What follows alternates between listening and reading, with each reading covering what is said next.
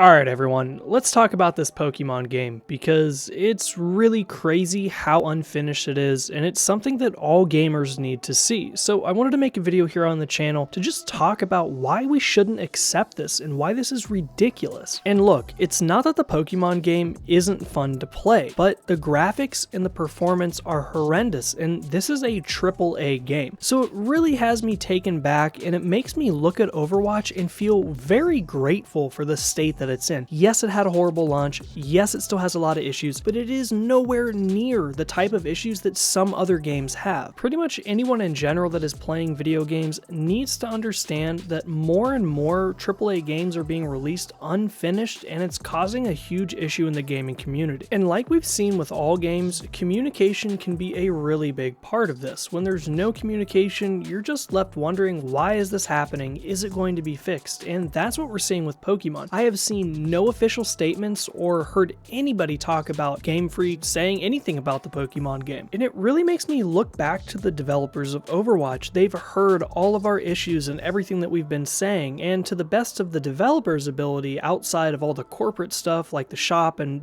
different things money-wise, right? They are talking to us and communicating with us and trying to implement things to make the game better for the future. And for me, as a content creator and a video game YouTube channel, I'm starting to realize that the closer you get to something, the harder it is to see it. So I'm going to be a little more lenient towards everything that's going on in Overwatch 2 right now. And that does not mean that I'm going to be excusing any of the crappy things that Overwatch 2 might bring to the table. I'm just really going to take a step back and look at it from a different perspective, because in hindsight, I think that things could be a lot worse for us right now. And look, I don't want to be hating on this Pokemon game either. I love Pokemon. I was really looking forward to this game, but really the optimization and performance that they've brought to the table with this game is horrendous. Take a look at this. I put a few examples together for you guys.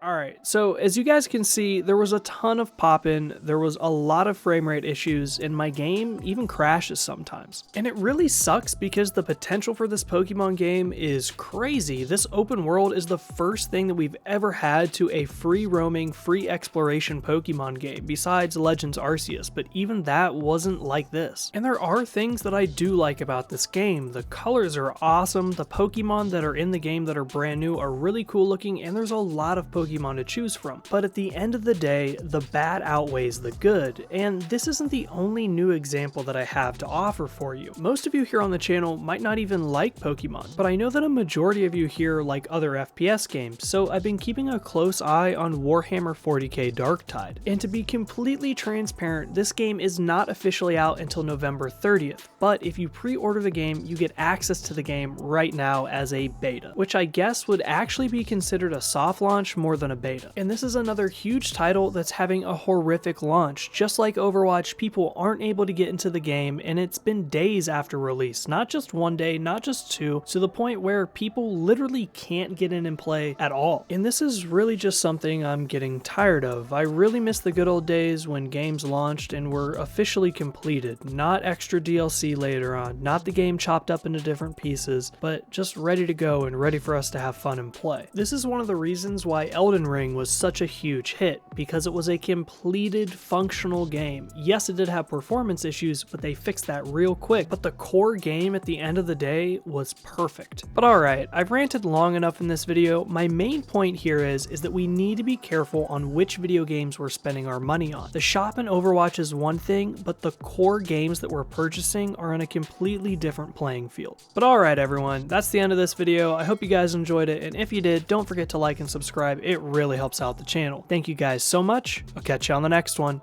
Flash out.